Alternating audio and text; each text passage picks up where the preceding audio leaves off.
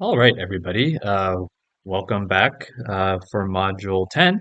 And we're going to be looking at the final chapter in our book by Waddell, which focuses on love, which is, of course, one of the virtues, one of the theological virtues.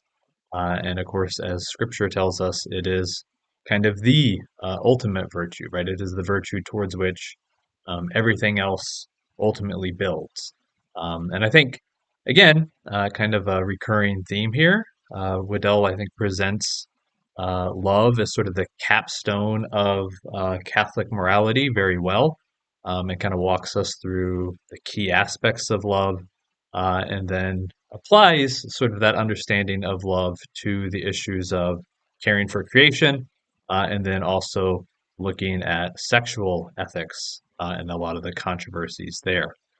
So there's not really a lot, I think, that I need to clarify or problems to address, just a few things to maybe emphasize and to prompt you to reflect on for our discussion as we head into that in the next couple of days. Um, but again, I think one of the things I really liked about this presentation of Catholic morality um, is, it really is focusing on love, right? And this relationship between us and other people, between us and God, between us and the world around us, much more so than on a sort of arbitrary set of rules, right? Not that any sort of authentic Catholic moral presentation is going to present it as an arbitrary set of rules, but it really, I think Waddell does a nice job of showing how um, the rules are important.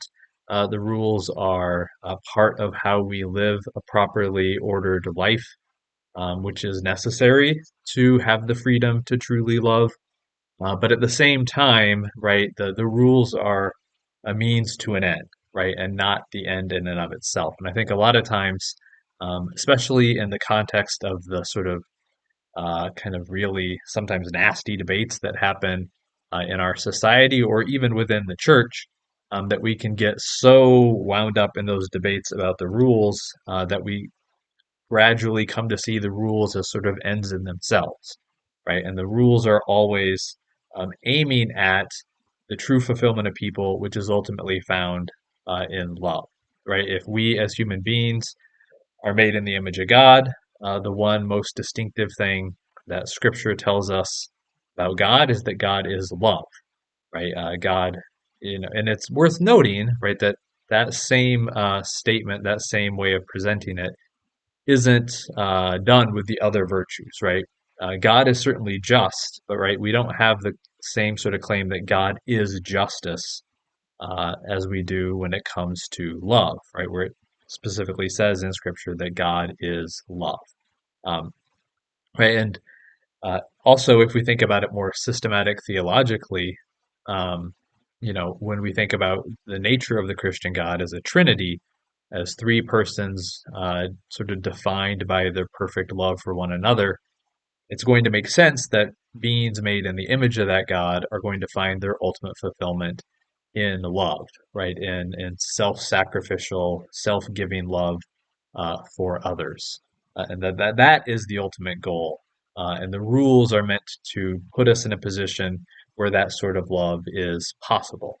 So again, I think he does a nice job of emphasizing that in the way that he presents the different topics and the way he kind of structures the whole book, kind of leading up to the pinnacle of love here at the end. I think this is also, worth noting at one point, we see the cross as sort of the ultimate act of love, which obviously is true. But I think he does a nice job of, right, that the cross and the suffering of the cross, the passion, is not itself an end in itself either, right? That the reason the cross exists, the reason that Christ makes that sacrifice is not for the sacrifice or the suffering per se, but for the restored communion, for the love that it makes possible, right? And so, really, again, not just the rules, but even our faith, even Christ's very sacrifice on the cross, um, is all aiming at this ultimate goal of love. And again, I think when he turns to look at how this applies to specific situations, um, I think it's a very helpful way of addressing some of these things, right? He talks in the chapter, for example, about marriage, right? Because obviously, in a particular way for human beings, marriage is um, the place where we kind of live out this aspect of our nature, this loving aspect of our nature, perhaps most clearly and most uniformly across our cultures, across history. Um, the chapter starts with a document from John Paul II on the family, right? That focusing on how human beings, as men and women, have a vocation of this self sacrificial love that typically happens in the context of marriage and family. And so marriage is obviously going to have a central position in a Catholic understanding of a good, moral, and happy life, right? That for most people, that is going to be where we're going to live out in a particular way this most central aspect of what it is to be human.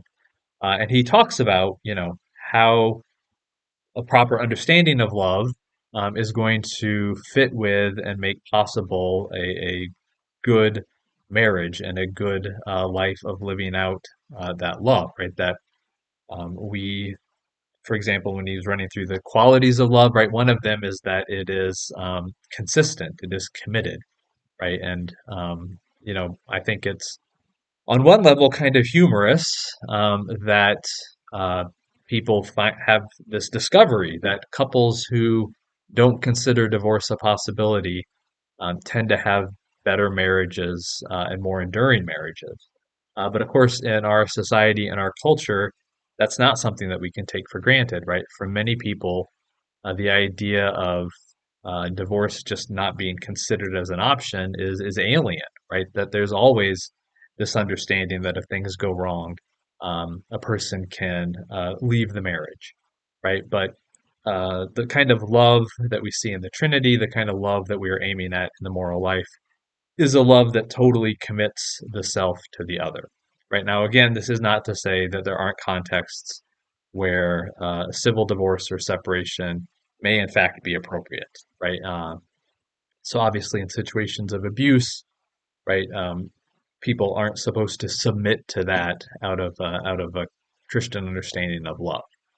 But it does mean that regardless of the situation, we do really commit ourselves to the true good of the others, even if to be prudent and protect our own lives and well-being, we need to separate physically or legally or whatever that might be.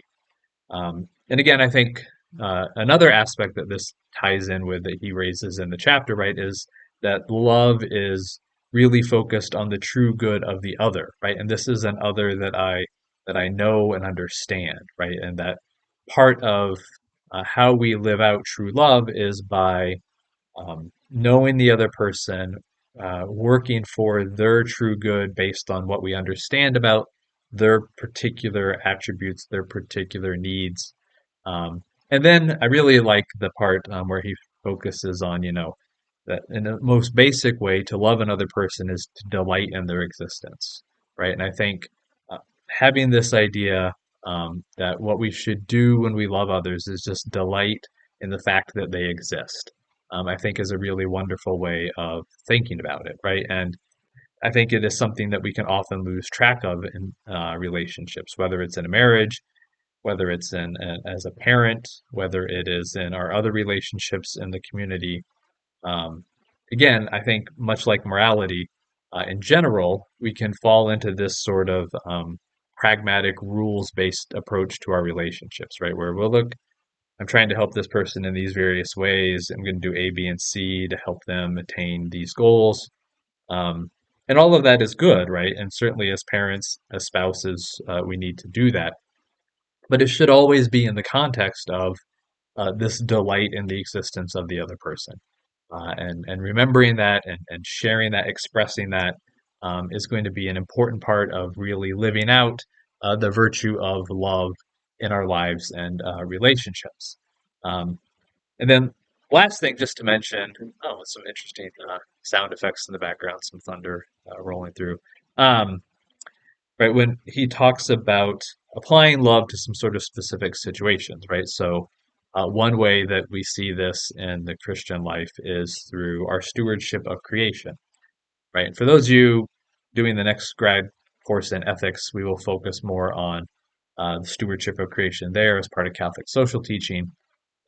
But uh, as Waddell says, right, we don't necessarily treat the other parts of creation as equal to human beings. This isn't to say that the whales and dolphins are the same as a human person. But it does mean that we should love God's creation in an analogous way, right? And that means we should not reduce it just to its utilitarian purposes, right? That Scripture tells us that God delights in creation, God glories in His creation. And we should also delight in creation and love creation as a good thing in and of itself, and not reduce it just to a pragmatic source for meeting our particular temporal desires, right? So, again, working out the details of how to apply that to difficult situations is for another class.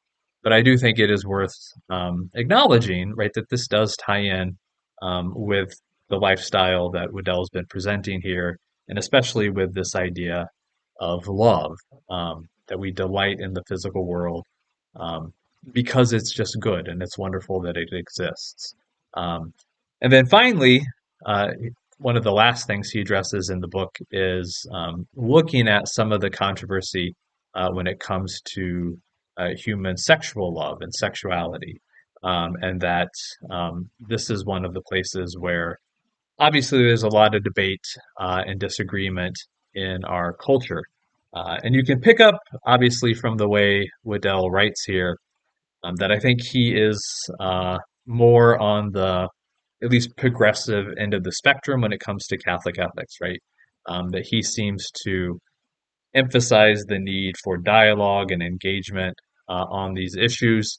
And certainly, I think all of our recent popes, the bishops, have expressed a willingness to dialogue, to engage with those who identify with sort of the LGBTQ movement.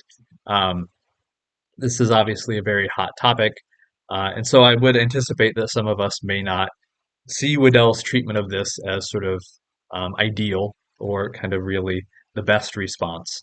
But I do think on a basic level, we can't disagree that our attitudes, our responses should be shaped by love, right? That we should, in fact, love those who identify with different aspects of LGBTQ identity. We should love those who are in same-sex relationships. Um, but we also then need to work for their true good uh, in a way that always, of course, doesn't reduce them to just objects, and it doesn't focus only on the rules, but that uh, we affirm the rules in order to promote the real good of people, right? And so we will talk in an upcoming module about some more specific aspects of sexual ethics. So I'm not going to get into all the details of Catholic morality on that topic here, but I do think it is worth going into those upcoming discussions, keeping in mind Waddell's point that all of our attitudes should be rooted in and aiming at love for those we engage with, regardless of our agreement or disagreement on any number of issues. So I'm going to leave that as my discussion for now. And I look forward to hearing your thoughts on the discussion board. And after this, we're going to transition into looking at some more specific topics. So you're going to take your new understanding of Catholic moral thinking and apply it to some of the specific issues facing our society today. So I'm looking forward to heading into that with you, and keep an eye on Canvas for the details on what to read and for the prompts for your discussion. So I will see you there.